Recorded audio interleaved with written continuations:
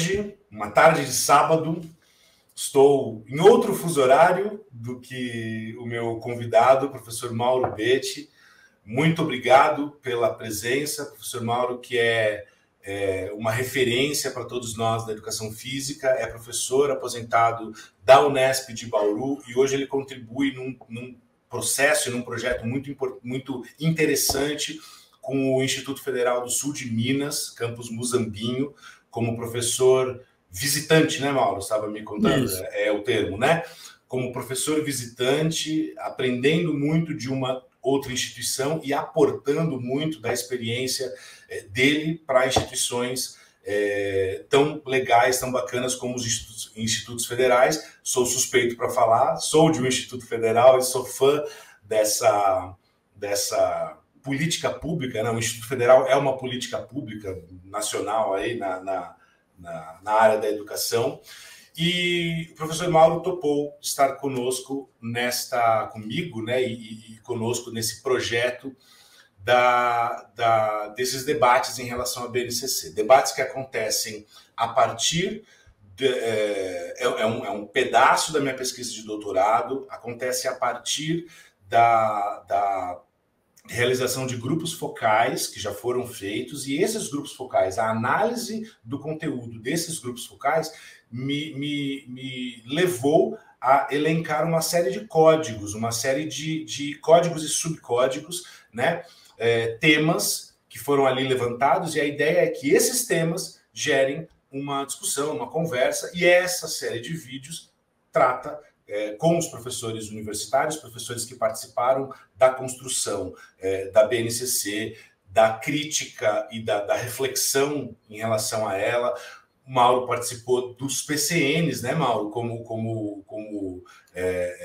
consultor ali, assessor da ideia. Então, assim, pessoas que têm experiência nessa questão de produção de documentos dentro da nossa área de educação física. Então, Mauro, agora, ao vivo, já falei isso para você fora, muito obrigado pela sua presença.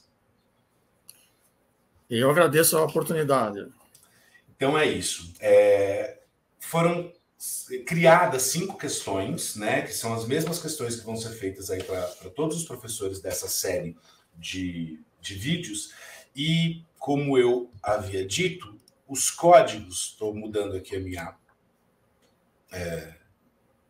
construção da tela, os códigos eles foram tirados a partir desses grupos focais. E o primeiro código, Mauro, eu chamei de dosimetria equivocada.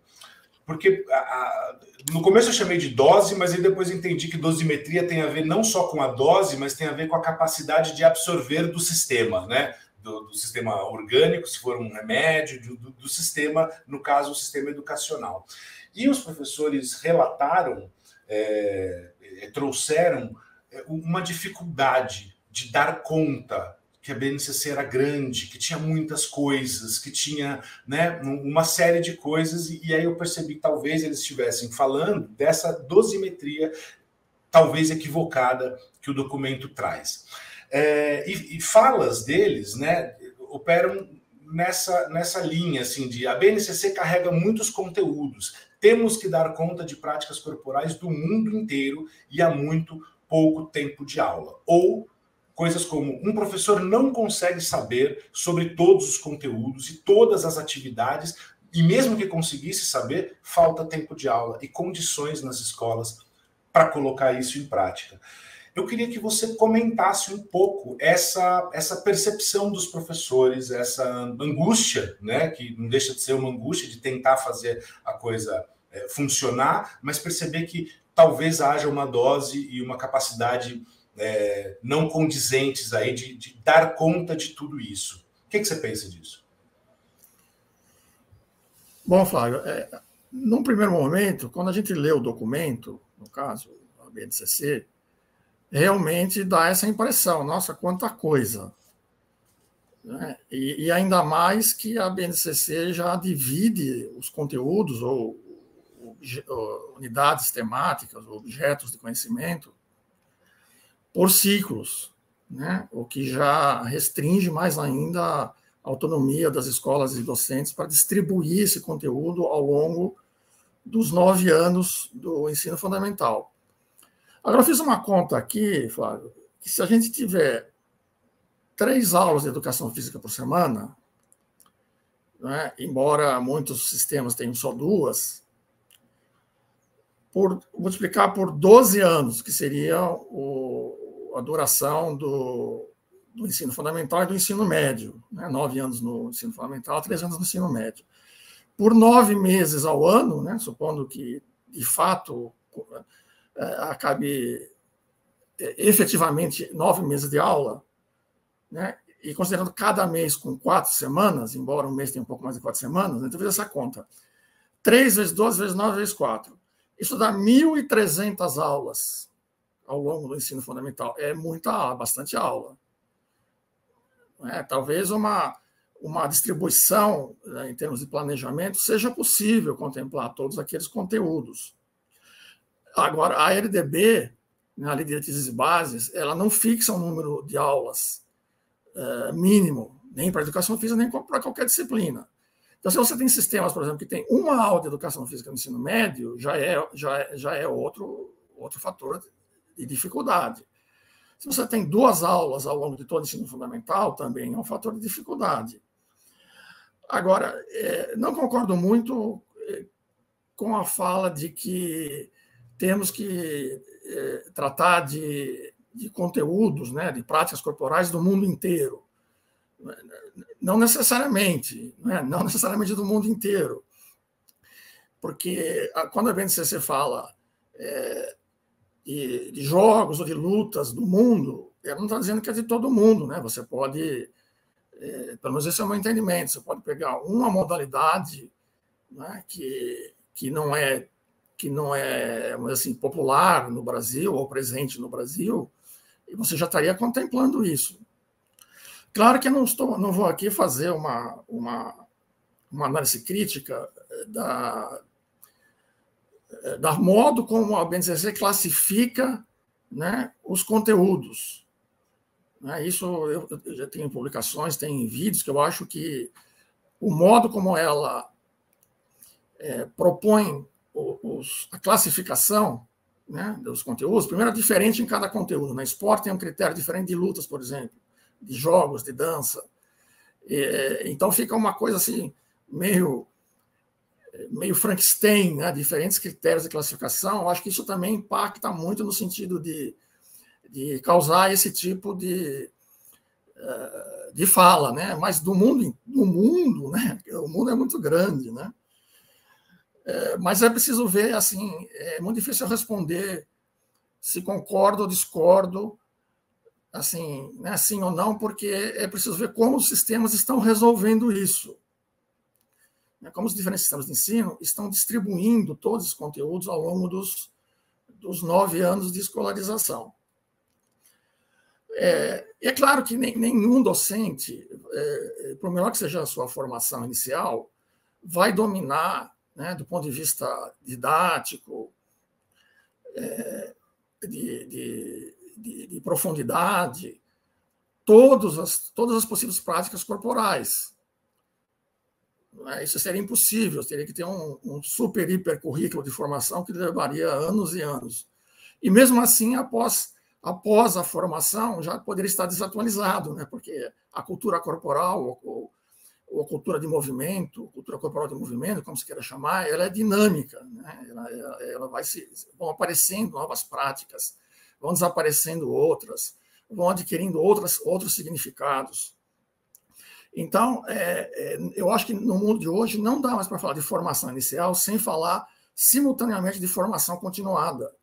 Eu acho que as instituições de ensino superior e o próprio Ministério da Educação teriam que começar a pensar em articulações, já desde o projeto pedagógico, da inicial com a continuada. E hoje nós temos um grande facilitador, não é, Flávio, que são exatamente esses meios virtuais.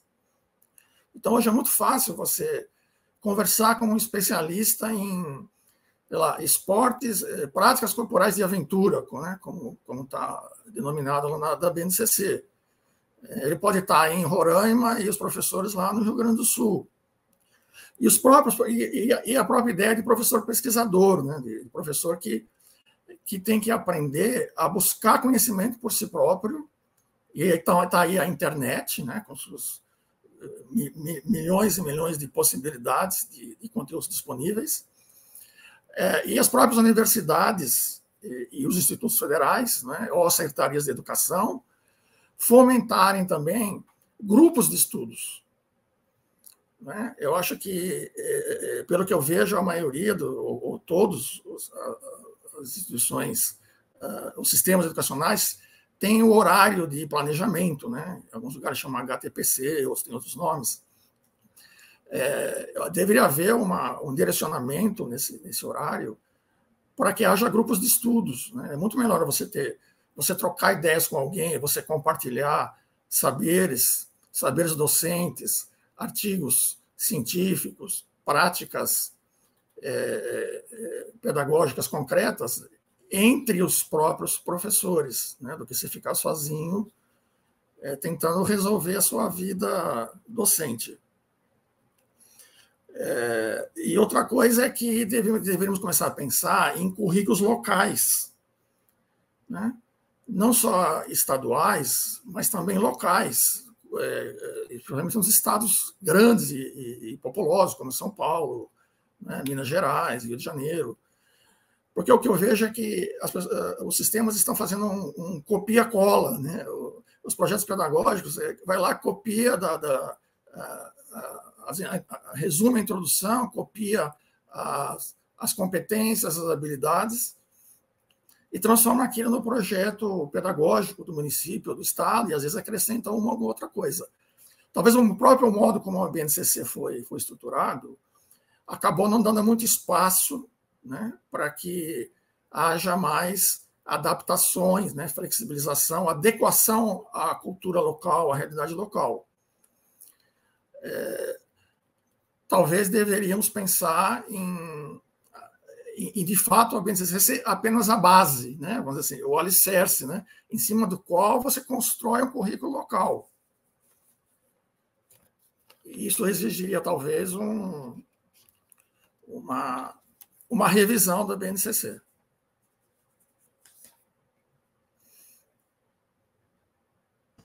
Uma grata surpresa que eu tive nesse processo, Mauro, só antes de iniciar a próxima questão aqui, foi de ver professores descrevendo e relatando processos muito ricos nesse sentido. Alguns relatando exatamente isso, o copia e cola, né?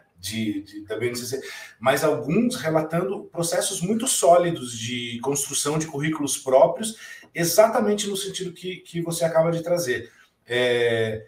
Não do Estado, mas às vezes do município, às vezes de uma macro-região que circunda um município, mas assim, que esses municípios se juntaram e têm uma proposta única, efetivamente usando a base como uma base. Então, assim, foi muito, às vezes, né, de fora e só com a sua realidade, nós, né, não entendemos ou não temos a noção de que isso efetivamente está acontecendo. E em algumas situações está acontecendo. Eu fiquei muito feliz com isso, porque eu falei, poxa, que legal. A base, em algumas situações, me pareceu que não são tão poucas assim, está sendo usada de forma como ela foi concebida, como uma base para a construção de currículos mais sólidos. Isso foi muito legal. Vamos lá. Na mesma linha da anterior, um outro subcódigo foi o da falta de tempo. Eles parecem parecidos, parecem semelhantes, mas tem uma questão. Primeiro, a inversão da chave, né? Não é a dose, mas é o tempo daqui que eu não tenho. E muitas vezes que a falta de tempo era citada, né? Era citada com exemplos do ensino médio, porque você trouxe agora as 2 aulas semanais. Legal, eu tenho 2 aulas semanais, mas no ensino médio, principalmente a partir do novo ensino médio, professores passaram a relatar a retirada de aula e a dificuldade de trabalhar nessa perspectiva. Como você enxerga esse momento de sobreposição da BNCC com o novo ensino médio para a disciplina de educação física? Certo. Eu não conheço muito bem o que aconteceu no ensino médio, porque eu tenho acompanhado mais o ensino fundamental. Mas já há algum tempo, mesmo antes da BNCC, o ensino médio, em muitas escolas e sistemas, só tinha uma aula por semana. Não é? Porque exatamente não há nenhuma lei federal que determine o número mínimo de aulas. Talvez haja em alguns estados ou em alguns municípios. Então já havia esse esvaziamento da educação física no ensino médio. Embora, em tese, questões de educação física estão presentes no Enem. Veja que interessante. Quando a educação física passou a ser um objeto, né, vamos dizer assim, os seus conteúdos, os seus saberes passaram a ser objeto do Enem, eu achei que poderia haver uma valorização da educação física no ensino médio. Mas não me parece que isso aconteceu também. Né? E o novo, assim, esse chamado novo ensino médio, bom, na verdade, eu li um documento não sei se foi dos PCNs do ensino médio, que também usava a mesma expressão, né? Acho que foi dos PCNs do ensino médio, o novo ensino médio. Né? Assim, eu estou procurando uma coisa nova, e talvez se esquece a gente, quer dizer, né, as autoridades educacionais, aí, quem tem a caneta na mão, procurando uma coisa nova sem tentar entender o que está acontecendo. Né? O que seria o velho? Né? O que seria o velho ensino médio? Bom, é muito claro hoje pelos debates que a gente assiste nas mídias que essa proposta do ensino médio, embora ela tenha partido tenha um ponto de partida muito coerente, eu acho, e correto, que é aproximar o ensino médio das culturas juvenis, né, da vida dos jovens, isso está perfeitamente correto. Né? Isso está apontado na literatura exatamente das culturas infanto-juvenis, né, dos pesquisadores desse tema. Agora, o modo como ela propôs operacionalizar isso, primeiro, me pareceu um modo ainda muito, pouco maturado. Né? Eu acho que não foi suficientemente maturado, não foi suficientemente discutido. Né? Não se ouviram os gestores, os docentes que estão lá no chão da escola, ou se ouviu, né, foi muito pouco, porque essas audiências públicas são muito limitadas. Eu não estive, mas tenho amigos que foram e relataram, até é difícil até você conseguir, você se darem a palavra, né, pela própria dinâmica a dinâmica da própria audiência. Né? Então, acho que foi um fracasso. Quer dizer, os itinerários formativos, eles poderiam ser muito interessantes, mas eu creio que deveriam estar calcados em cima dos conteúdos disciplinares mesmo. Porque, veja, acho que a gente precisaria ter superado primeiro a ideia de disciplinarização do currículo, quer dizer, química, física, matemática, educação física, geografia, história, língua portuguesa, em favor de áreas ou de temas integradores. Por exemplo, saúde poderia ser um tema integrador, né, que reuniria os conhecimentos da educação física, da biologia, da sociologia, da filosofia, da história. Agora, fazer itinerário formativo, né, e, ao mesmo tempo, eliminar as disciplinas tradicionais, vamos dizer assim, né, que se for da tradição da escola, não estou dizendo que é bom ter um currículo disciplinar onde ninguém conversa com ninguém, né? Mas não dá para você tem que partir do que existe. Né? Isso foi uma coisa que eu aprendi ao longo da minha vida profissional. Se você quer inovar, você tem que partir do que existe. Você não pode inovar a partir do que não existe. Então, é evidente que a educação física se perdeu aí no ensino médio, porque ela não está prevista como disciplina. Itinerário formativo ficou uma coisa totalmente aberta. Né? Então, aconteceu com a educação física, aconteceu com as outras disciplinas, com arte, por exemplo, né? Com filosofia. Seria estranho se isso não acontecesse com a educação física. Então, acho assim, não vale nem a pena mais a gente que investir esforços em como seria a educação física nesse novo ensino médio, porque ele já está mudando, né? Vai ter que mudar, já tem proposta do Ministério.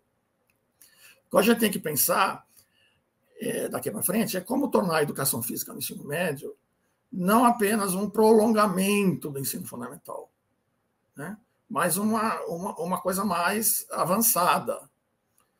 A BNCC de Educação Física fala isso, né? Um aprofundamento do ensino fundamental. Mas eu achei a BNCC de ensino médio, no caso da Educação Física, muito genérica, assim, né? Muito superficial, não indica caminhos concretamente. Eu acho que teríamos que repensar totalmente a BNCC do ensino médio, e se esse novo ensino médio, de fato, for revogado, né, na sua maior parte, a BNCC também vai ter que ser reformulada. A BNCC do ensino médio não vai atender. Né? Agora, a falta de tempo, né, também é uma coisa muito relativa, porque depende da sua capacidade de fazer um bom planejamento, né, e você fazer trabalhos interdisciplinares, né,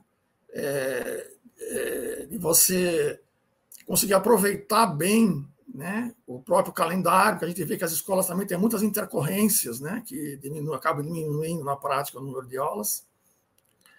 Mas uma aula realmente por semana é pouco. Né? Mas se é o que tem, né, eu acho que é possível aproveitar bem esse tempo. Eu diria assim, eu acho que o mais importante é a gente saber aproveitar bem esse tempo, mostrar que a educação física tem o que ensinar e, especialmente, tornar de conhecimento da comunidade escolar o que os alunos aprendem. Eu acho que a gente publiciza muito pouco o que os alunos aprendem para a própria comunidade. Isso passa, então, a comunidade passa a valorizar a educação física. Né? Eu estou sim percebendo isso no trabalho de pesquisa que nós estamos começando lá no sul de Minas. Os gestores e as gestoras, a maioria dos que eu conversei, secretários de educação, coordenadores, diretores e diretoras de escolas de cidades pequenas, né, eles têm uma percepção muito boa sobre a educação física. Né, e eles querem que a educação física contribua para o processo de desenvolvimento das crianças e jovens, seja do modo que for. E o modo que nós vamos fazer isso é a nossa especialidade. Nós temos que ser capazes de mostrar para a comunidade o que nós ensinamos e o que os alunos aprendem. Aí a gente passa a ter a legitimidade para reivindicar mais aulas.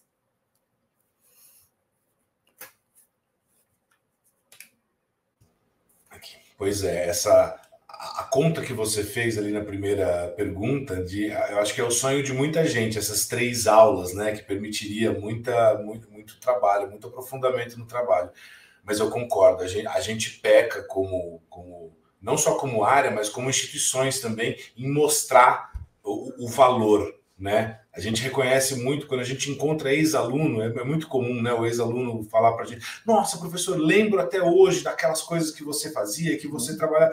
Esse é um reconhecimento, né? É você marcar que, enfim, aquela prática do ensino fundamental, ou médio, no meu caso, o aluno leva com ele para a vida, e isso faz diferença para ele. Mas como a gente mostra isso? É o desafio para justificar então, eu acho assim, que tem. Isso nos leva a entender que a avaliação é um ponto-chave para a nossa educação física. Não a avaliação para dar nota, se o aluno promove, ou aprova ou reprova. Né? Mas para tentar ter indícios do que o aluno aprendeu e documentar isso e publicizar isso. O esforço de registrar essas conversas e deixar também tem um pouco a ver com isso, de marcar, de deixar documentado. Essa é uma palavra muito importante.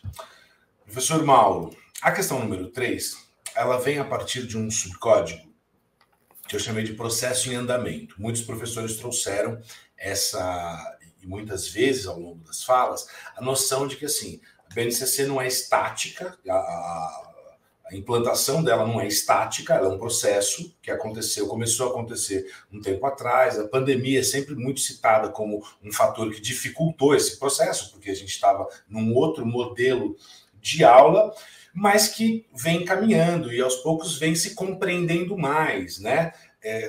Que raios é esse documento que a gente tem que seguir, ou se não tem que seguir, é uma base, é um currículo. Essas discussões acontecem hoje durante esse processo.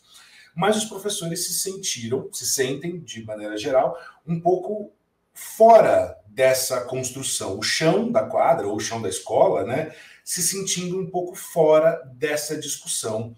Você acabou de citar, inclusive, a dificuldade que às vezes é da participação, mesmo desses momentos públicos, né, e tudo mais, que não é fácil, não é tranquilo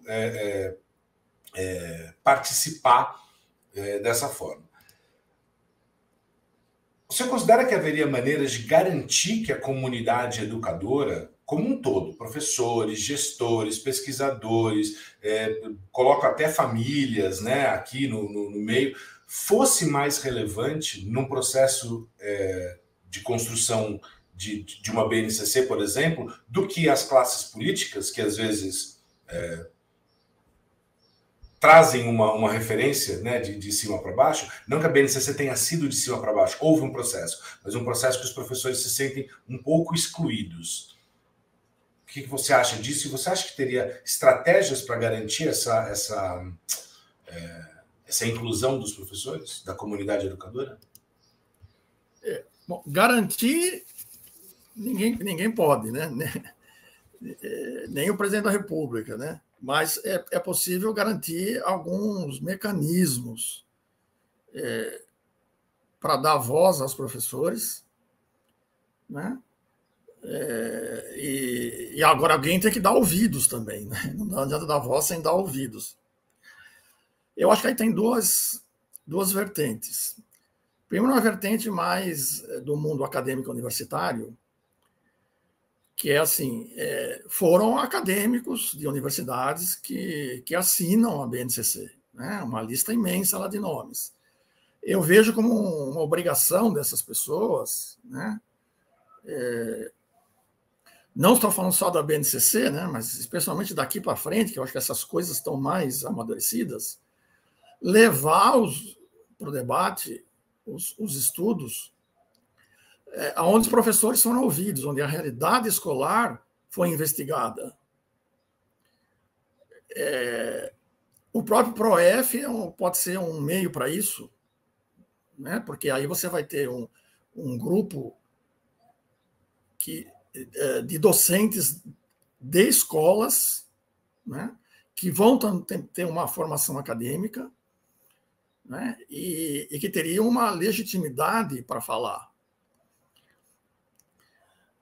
Hoje está muito claro que os professores, os acadêmicos universitários, não podem impor os seus projetos acadêmicos, ideológicos, filosóficos, por mais nobres, por mais fundamentados que sejam,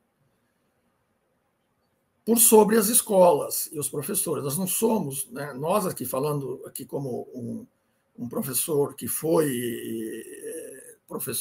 professor de uma universidade pública durante 33 anos, 35 anos no total, né, e hoje estou novamente numa instituição que também tem curso de formação de professores, mas eu não posso achar que a minha proposição é melhor do que qualquer outra, né? Eu posso colocá-la em debate, né? Apresentá-la à comunidade e perguntar, bom, e aí, o que vocês acham? Que isso contribui? E ouvir, uma vertente que agora, para mim, está ficando cada vez mais importante, que é ouvir os alunos e as alunas, aqueles que estão, vamos dizer assim, aqueles que são os sujeitos da aprendizagem. Né? Fala-se muito em saberes docentes, né?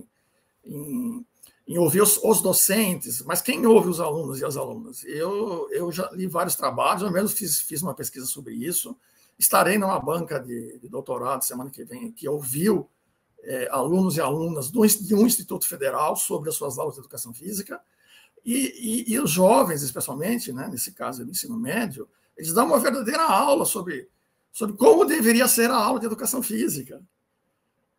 Né? Então, eu vejo, poxa, nós temos que começar a ver o ponto de vista de quem é o receptáculo, né? De quem é o receptor de todos os nossos discursos, de todas as nossas propostas, que são os alunos e alunas. Então, essa é uma vertente, né? Que é eu penso que é via os estudos acadêmicos. A outra vertente é a política. E aí eu acho, Flávio, que a política é o modus operandi da democracia. Eu não demonizo a política. Pelo contrário, eu valorizo extremamente a política, inclusive a política partidária, porque é o modo como a democracia opera, a organização em partidos.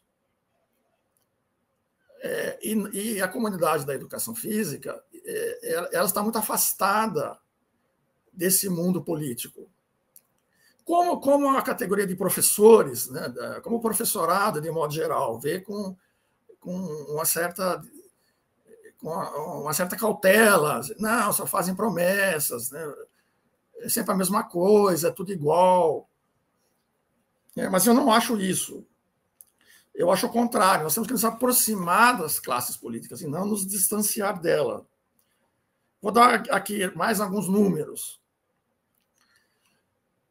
Você, Flávio, e vocês que estão me ouvindo, têm noção de quantos docentes, né, professoras e professores existem no Brasil na educação básica, quer dizer, desde a educação infantil até o ensino médio?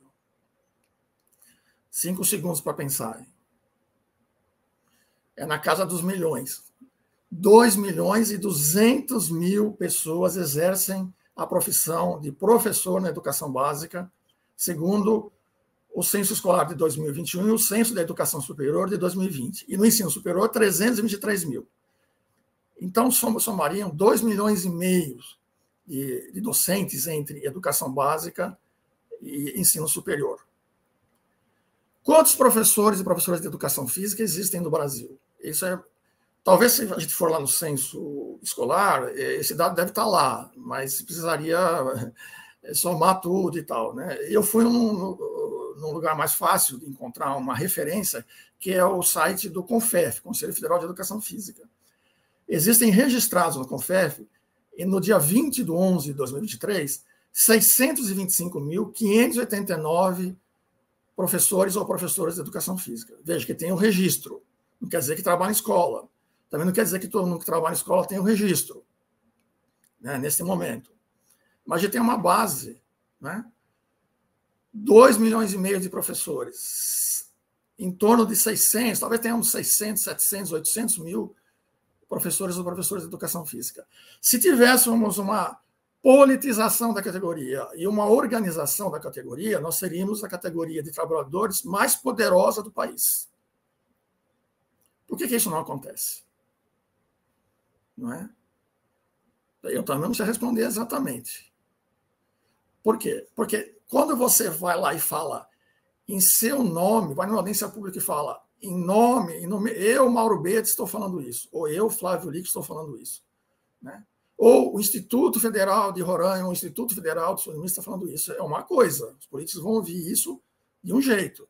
Mas se você falar, eu estou aqui como representante de uma categoria que tem 2 milhões de trabalhadores, aí a coisa muda de figura. Entende a lógica? De modo que eu não vejo muito outro... Eu indicaria esses dois caminhos, né? A sustentação com base na pesquisa científica, né, levada pelos docentes e pesquisadores que estão nas universidades e institutos de pesquisa, e o viés político, seja via partidos políticos, seja via sindicatos, associações de docentes, etc. Aliás, a gente vê isso acontecer hoje, por exemplo, no debate sobre o clima, né, sobre o meio ambiente, que você tem cientistas de diversas áreas dando sustentação com números, né, com pesquisas científicas, para os movimentos organizados, né, no campo da defesa do meio ambiente e da ecologia. Esse é um bom exemplo de caminhos que nós temos que aprender a trilhar também.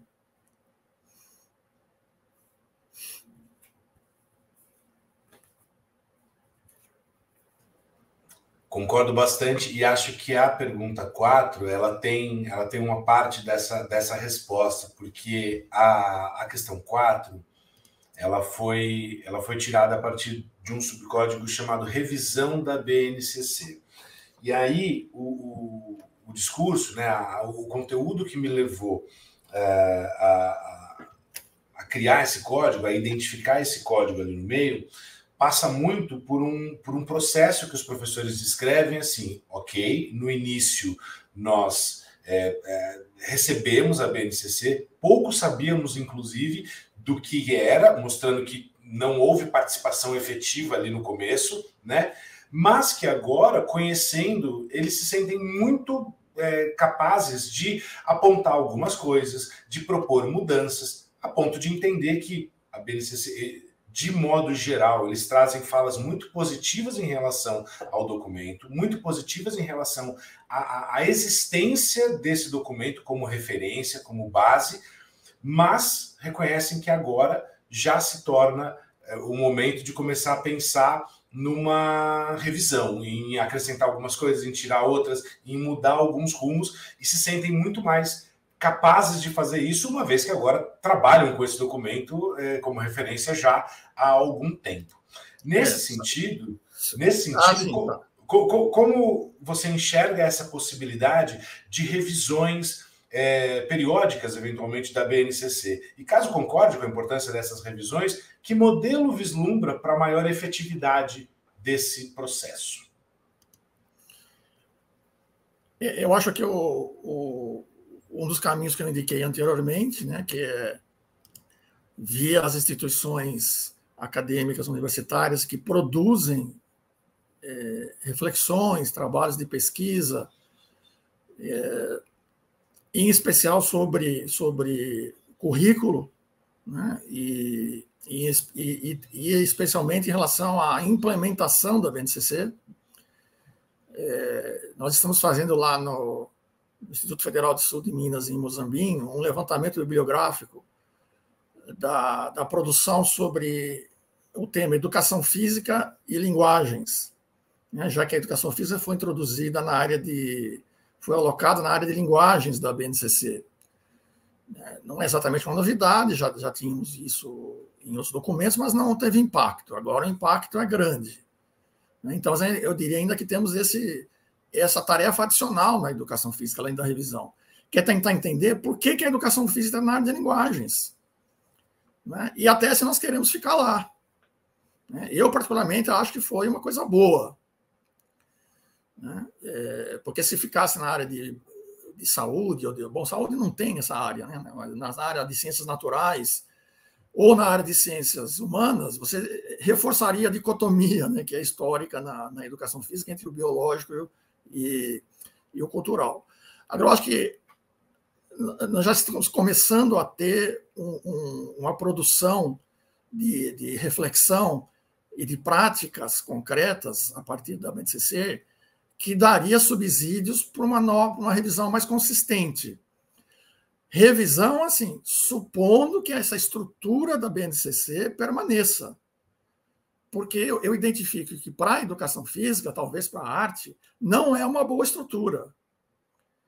Especialmente quando entra no campo das competências e habilidades. Porque se você for ver a teorização, né, as teorias, os autores que falam sobre competências e habilidades, eles se referem a competências e habilidades cognitivas, elas foram pensadas para habilidades cognitivas, e nós trabalhamos com linguagem corporal, com outras competências que não são exatamente apenas de caráter cognitivo, né? A sensibilidade, a linguagem corporal, né, as emoções. Aliás, a BNCC tem um parágrafo que ela fala sobre isso. Então, supondo que a estrutura permaneça essa, não teria muito, eu acho, Flávio, não teria muito o que mudar, a não ser naquela questão dos conteúdos, né, dos objetos de conhecimento, das unidades didáticas, né, na distribuição ali ao longo do fluxo escolar, que, aliás, aquela divisão por ciclos já mostra a limitação de uma estrutura tal como proposta da BNCC para a educação física. Né? Já ouvi isso muitas vezes, tanto de professores universitários, do ponto de vista teórico, como de docentes que estão nas escolas. Por que não tem jogo no ensino no 8º e 9º ano? Jogos e brincadeiras. Ou por que não tem esportes de aventura no 1º ano? Não há absolutamente... Eu não consigo encontrar nenhum critério fundamentado, absolutamente nenhum, que justifique aquela distribuição de conteúdos. Aquilo é arbitrário. E necessariamente teria que ser arbitrária, né? Porque se aquela distribuição vale para todos os componentes curriculares, por que não valeria para a educação física? Agora, é muito mais fácil de você perceber que você não pode ensinar equação de 2º grau antes de ensinar equação de 1º grau, não é? Agora, por que tem que ser aquela ordem de objetos de conhecimento na educação física? Né? Não tem nenhum critério, nem desenvolvimentista, nem construtivista, nem cultural, é uma coisa arbitrária. Só procurou, talvez, equilibrar um pouco. Então, nesse sentido, mesmo uma revisão com essa estrutura seria bastante limitada. Mas teria que ser feita e a partir dos estudos feitos e a partir de oitivas com os docentes. Mas, para isso, repito, a gente precisaria ter uma capacidade de organização. Não dá para ouvir.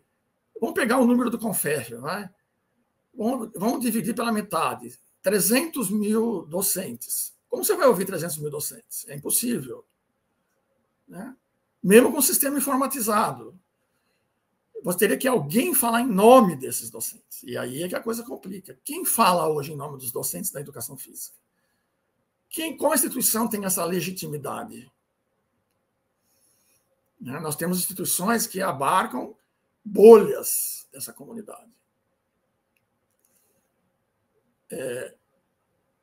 Talvez o que eu sei que não daria certo é convidar de novo meia dúzia, 10, 12, sei lá quantos acadêmicos universitários para reformular o que está escrito no papel, sem se confrontar-se com a realidade, ou as realidades, porque o Brasil também é muito grande, o Brasil é muito desigual, diversificado, e mesmo de uma região, numa cidade, você tem muita diversificação nas próprias unidades escolares, nos bairros, né? Na cultura institucional. Então, é uma situação bastante complexa. Eu preferiria, né, agora que extrapolando um pouco aqui a sua questão, eu preferiria um documento mais parecido com os PCNs do que com a BNCC. Né? Porque daí você daria da maior autonomia, maior flexibilidade para os sistemas locais. A estrutura da BNCC não favorece a educação física. Agora, o MEC estaria disposto a mexer nisso? Acho difícil. A minha impressão ao ouvir bastante professores agora é muito nesse sentido, é muito no sentido da estrutura, não só nos pormenores de algumas... são questões muito referentes à estrutura. Esse exemplo mesmo que você trouxe, ele aparece algumas vezes, no sentido de, poxa, mas por que isso tem que estar aqui? Sendo que faz mais sentido na minha região, e até essas relações, como eu falei com professores do Brasil inteiro, né, de todas as regiões, o professor dizer, mas aqui é muito quente em determinada região e eu não consigo trabalhar em determinada época do ano e eu não consigo trabalhar essas e essas coisas. Faz muito mais sentido trabalhar, né, em outros momentos e tudo mais, mas, enfim, o documento oferece. Então, me parece que grande parte da revisão passe por isso, por uma reestruturação, né, completa nesse sentido da organização. Por fim, professor Mauro, o subcódigo, talvez eu não tenha, eu estou pensando agora, talvez eu não tenha falado isso no início, eu vou dar um jeito de depois até botar como um gerador de caracteres. Eu estou falando dos subcódigos, mas todos os códigos estão dentro de um código principal chamado BNCC Visões e Opiniões, que são visões dos professores a respeito da BNCC. Eu acho que eu comi essa informação ali no começo e acho que vale a pena falar. Tudo aqui se trata de visões e opiniões dos professores a respeito, né, da BNCC, e aí são os subcódigos, né, que a gente está tratando aqui. E o último subcódigo, ele chama Críticas à BNCC. Aqui está ele. E aí eu vou ler rapidamente algumas críticas que, né, eu sintetizei aqui, às vezes várias falas eu trouxe em um tópico, ou mais que isso, ou dois, e aí depois eu vou querer que você comente algumas coisas, inclusive já foram conversadas aqui. Poucas competências diretamente relacionadas à educação física e à cultura corporal na BNCC do ensino médio, por exemplo. BNCC do ensino fundamental destoa muito da do ensino médio, que, por sua vez, se mistura muito, na prática, ao novo ensino médio. Há muito conteúdo e muitas atividades, gerando abordagens superficiais. Não é fácil identificar no documento quem o escreveu. Na BNCC, os nomes aparecem todos juntos e não é possível compreender quem é da educação física. Isso dificulta o trabalho de quem deseja compreender melhor o documento, os seus referenciais, de onde vêm esses referenciais a partir das pessoas que o redigiram. Restrições de material e infraestrutura fazem o uso da base difícil, se não impossível. Situação pior no ensino público. Sugere abordagem cultural, mas a perda desse caminho, com maior viés instrucional e em habilidades. Nesse sentido, a ideia não é ficar decupando todas mas do ponto de vista geral, acho que dá para pensar algumas coisas e comentar a respeito, né? Porque é isso, são várias críticas. Se fosse falar de cada uma delas, a gente passaria mais 2 horas na conversa, e a ideia não é essa. A ideia é, de forma geral, entender se essas críticas para você fazem sentido, e se sim, como superá-las. Se não, como melhorar a comunicação com os professores para mostrar outros pontos de vista a respeito da BNCC. Como são críticas diferentes, né, embora algumas se articulem, eu tenho que pegar uma por uma, senão eu me perco. No ensino médio, por que há poucas competências diretamente relacionadas à educação física e à cultura corporal? Porque ela não foi valorizada. Então, é de se esperar que tivesse poucas. Né? Está centrado em língua portuguesa e matemática. Porque qual que é a lógica, né, desse grupo que liderou ou que está nos bastidores da BNCC? É que língua portuguesa e matemática seriam base para todas as outras. Né? E se a criança ou jovem não domina essas duas linguagens, a língua portuguesa e a matemática, ela não seria capaz de aprender as outras. Bom, é verdade, mas se você aprende uma linguagem que você não aplica, né, você também não exercita essa linguagem. Eu acho isso um raciocínio furado. Né? Seria como, aí, pegando aí na área que você está um pouco envolvida, aí, você entender de linguagem, de códigos, né, de programação, mas nunca criar um software. Né? Que adianta você entender.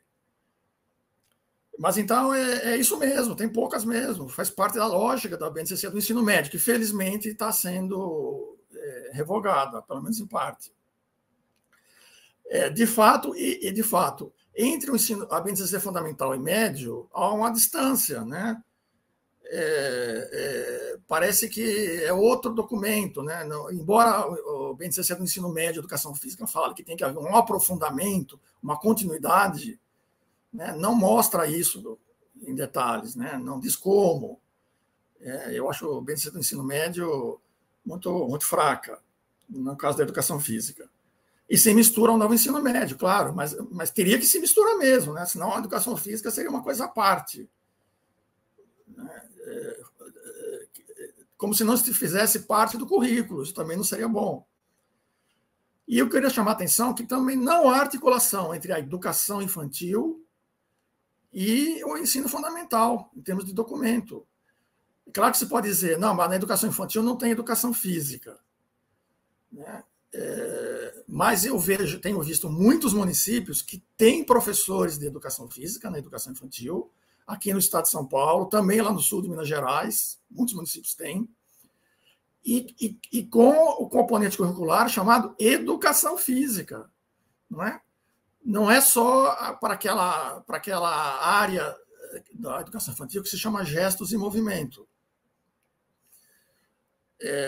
Aliás, a BNCC de Educação Infantil eu acho excelente, né? Quem não leu, eu aconselho a ler. É um documento muito mais enxuto, muito consistente, que dialoga com as diretrizes curriculares da educação infantil, que foi um documento muito debatido até hoje, né? Muito presente nos debates sobre educação infantil, né? Na comunidade que debate educação infantil, pelo menos no âmbito acadêmico universitário. Mas elas não conversam. A educação infantil não conversa com a fundamental. Estou falando da fundamental da educação física, né? Das outras eu não saberia dizer.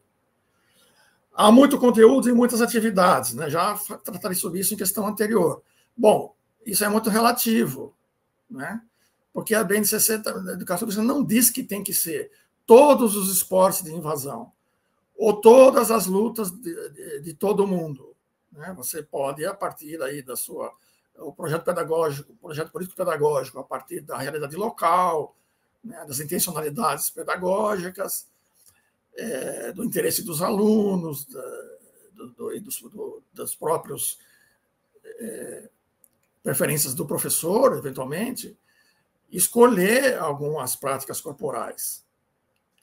E mesmo com 2 aulas por semana, isso daria aí em torno de 950 aulas ao longo dos 12 anos de escolarização. Não é pouco também, não.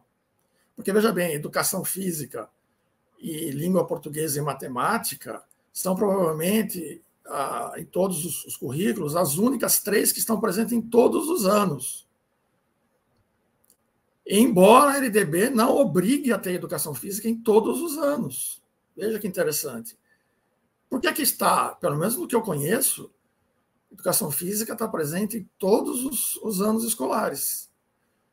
Como isso é justificado, por exemplo, pelos políticos? Veja só que interessante. Não é pela cultura de movimento, não é? É muito mais pelo discurso de legitimação da saúde. Veja que contraditório. Porque se você legitima a educação física pela saúde, você não pode ter educação física em um ano escolar e no outro ano não ter mais, né? Como se dissesse assim, eu cuido da saúde das nossas crianças e jovens nesse ano, mas não cuido do ano seguinte. Aliás, é interessante também que a BNCC, ensino fundamental, fala pouquíssimo de saúde, né? Fundamental e médio, fala pouquíssimo de saúde. Eu acho equivocado. Saúde é um tema fundamental na vida de hoje. Nós teríamos que tratar com mais atenção e profundidade o tema da saúde. Não a saúde como ausência de doença ou a saúde medicalizada, né? Mas a saúde como um bem, né? Como um direito, né? Coletivo.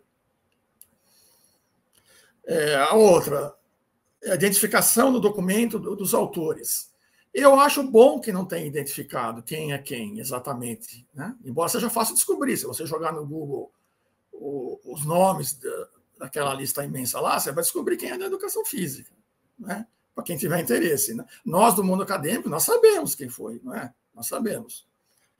Agora, por que eu acho bom? Porque nós temos um vício de pensamento na educação física e também, em parte, na pedagogia, de a tudo e a todos rotular, né? E já fazer uma leitura pré-conceituosa. Ah, foi fulano que fez. Ah, mas ele é construtivista. Ah, mas ele é do materialismo histórico dialético. Mas ele é não sei da onde. Então, você já instaura um pré-conceito antes de tentar entender o próprio texto, né? Eu acho que é uma coisa que nós devemos prestar atenção, lutar para nos livrarmos, né, de a tudo colocar em caixinhas, né, a tudo carimbar.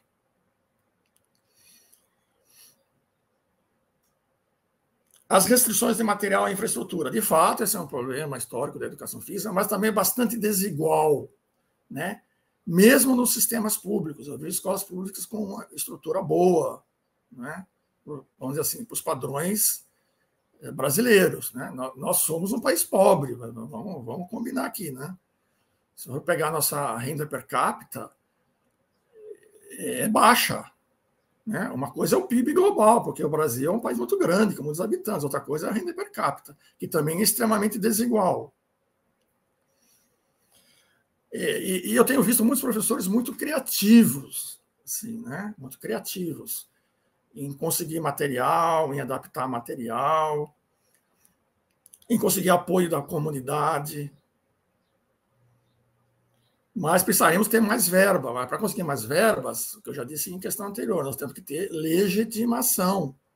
Nós temos que saber dizer por que nós estamos na escola. E agora, adicionalmente, porque nós estamos na área de linguagens.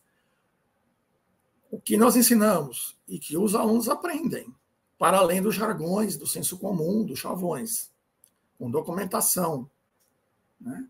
Com publicização dos resultados. E, por fim, a crítica de que a BNCC sugere uma abordagem cultural, mas se perde no caminho, né? E vai para um viés instrucional em habilidades. Bom, eu não concordo muito. Eu acho que ela tem uma abordagem cultural do início ao fim. Claro que podemos discutir qual é a noção, o conceito de cultura que a sustenta, né? E aí isso não fica muito claro, né? E às vezes parece uma coisa um tanto frágil. E o fato de lá no final chegar nas competências e habilidades decorre da própria proposta da BNCC, que é esta. E como eu já disse antes, a lógica de competências e habilidades não serve para a educação física, e talvez não para a arte, porque ela foi pensada para habilidades cognitivas. Então, se você pegar lá, eu particularmente acho a redação das habilidades da educação física, na maioria delas, muito ruim, né? Porque ela mistura muitas coisas. Na verdade, você tem redação lá de uma habilidade que contempla no seu interior 4 ou 5, teria que ser desdobrado em 4 ou 5, para ficar mais claro. E quando é uma habilidade cognitiva, por exemplo, diferenciar o conceito de exercício do conceito de atividade física. Isso é uma habilidade cognitiva, embora você possa usar uma estratégia de vivência corporal para facilitar o entendimento disso. Aí fica fácil, fica coerente a redação. Mas quando você entra no plano da linguagem corporal, da emoção, né, da sensibilização, da fruição, né, aí é difícil você colocar isso em palavras. Mas eu chamaria a atenção para uma coisa que pouca gente, ou talvez seja pretensioso eu dizer pouca gente, mas que eu percebi isso muito claramente.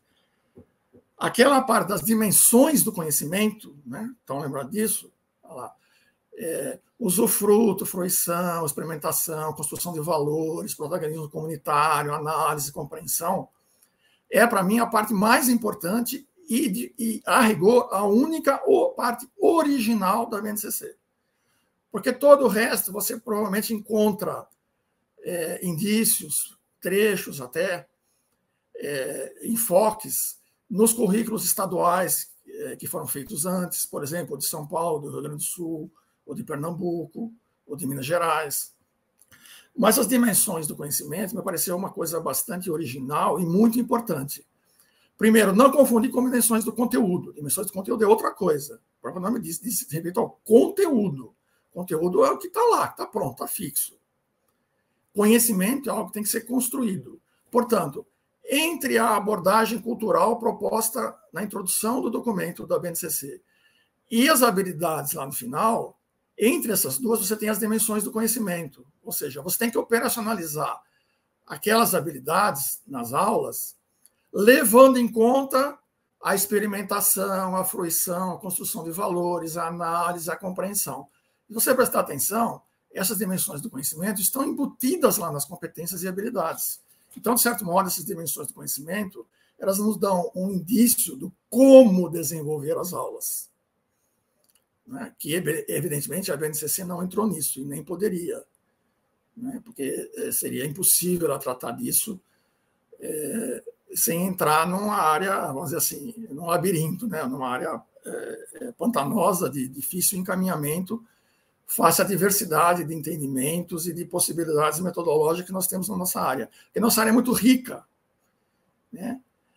Eu acho a nossa área tão rica em tudo, né? Em possibilidades de metas a serem alcançadas, de conteúdos, de práticas, de metodologias de ensino, de formas de avaliação, de possibilidades de aprendizagem, que acaba sendo até difícil da gente conseguir contemplar isso numa organização curricular única. Agora, então eu não vejo que isso é uma coisa ruim.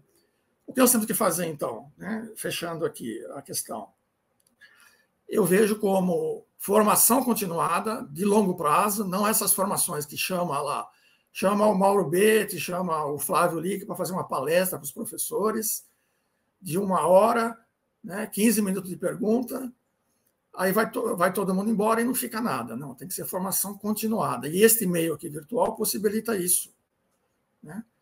Formação de longo prazo, com encontros periódicos, com um ir e vir entre a teoria e prática. Então, lê, estuda, reflete, debate, vai lá na sua aula, experimenta, volta para o grupo. Se houver uma política de secretaria, de qualquer secretaria de educação para fazer isso, evidentemente, os sistemas muito grandes é mais difícil, mas você poderia fazer por regiões. Eu acho que já tem na universidade expertise para tocar esse processo. Eu tenho certeza que o Instituto Federal de Roraima, liderado por você, Flávio, por exemplo, poderia perfeitamente fazer isso com uma rede aí local. Mas para isso é preciso a vontade política. E para isso nós precisamos conversar com os políticos, né? Precisamos ir lá nos gestores, né? Mostrar a que nós viemos, o que nós podemos fazer. E é isso.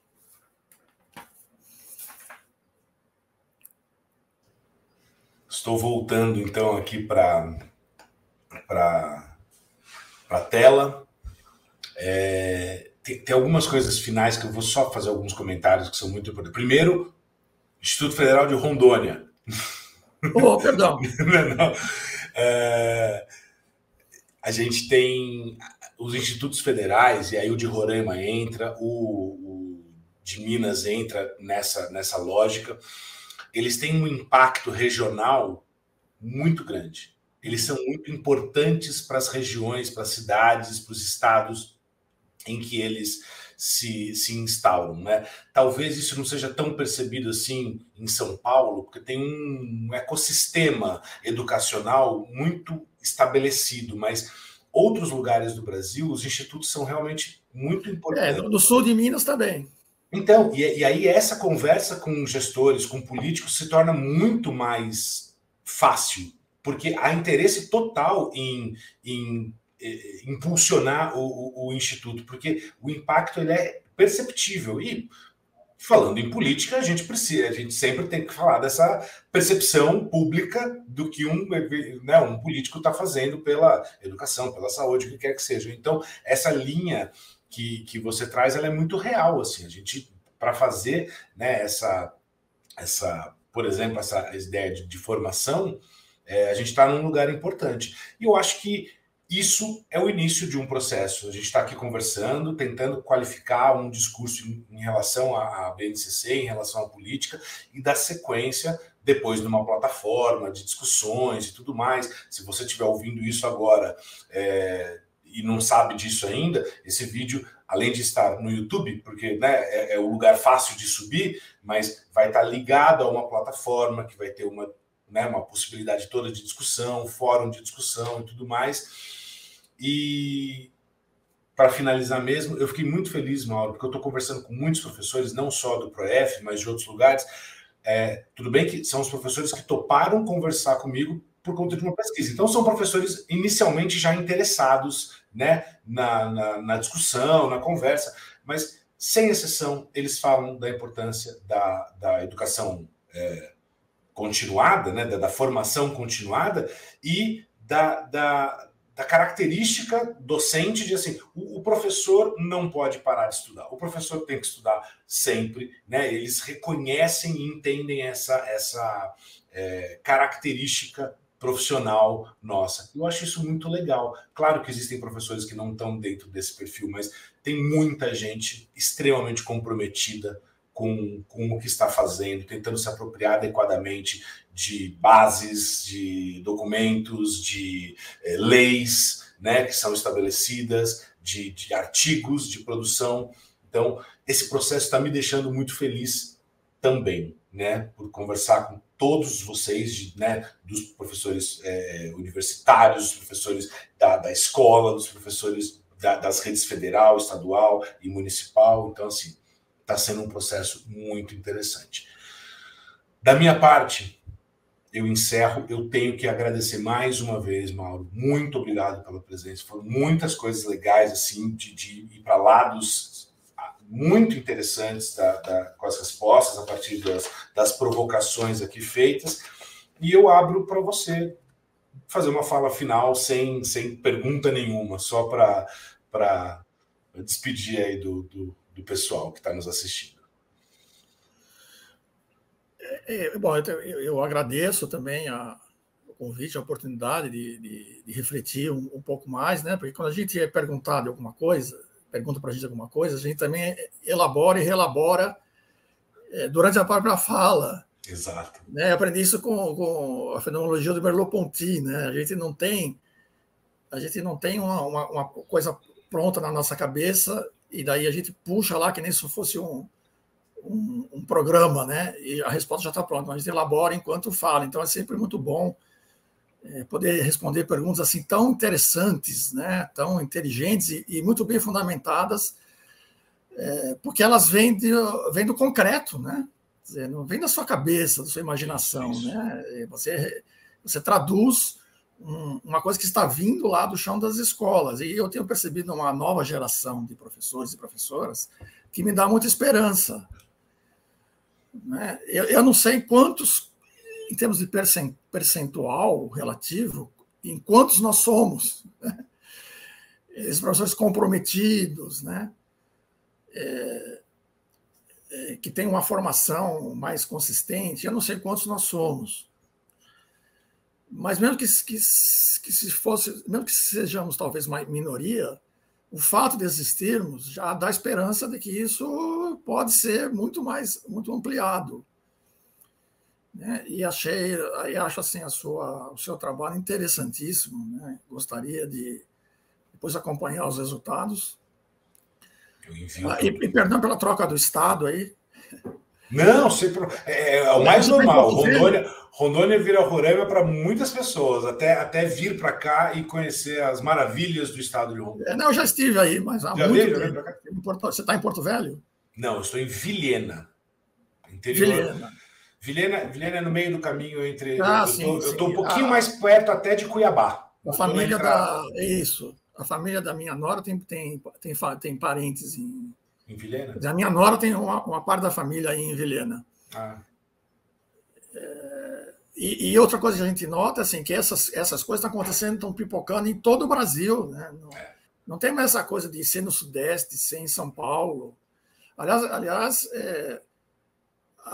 as universidades maiores, mais tradicionais, mais consolidadas, que não estão só em São Paulo, mas principalmente no Sudeste, elas estão perdendo a iniciativa. Sim. Né? As iniciativas mais originais, mais ousadas, não estão vindo dessas universidades, estão vindo, por exemplo, dos institutos federais e até de docentes isoladamente. Nós falamos muito aqui, usamos aqui a expressão chão da quadra, né? A marca Chão da Quadra, lá do nosso amigo Francisco Finardi, lá do litoral sul de São Paulo, durante a pandemia, ele fez um webinário de âmbito nacional da América Latina, que foi como uma pessoa consegue fazer isso. Porque soube usar bem a sua rede. Eu sigo o perfil dele durante a pandemia, foi fundamental. Ele produziu muita coisa interessante. Ele soube usar a sua rede e a tecnologia. É verdade. Então, eu acho que nós estamos agora num outro patamar de comunicação que vai nos dar espaço para isso. É isso. Precisamos compreender. Parabéns. Obrigado pelas palavras e, mais uma vez, obrigado pela presença.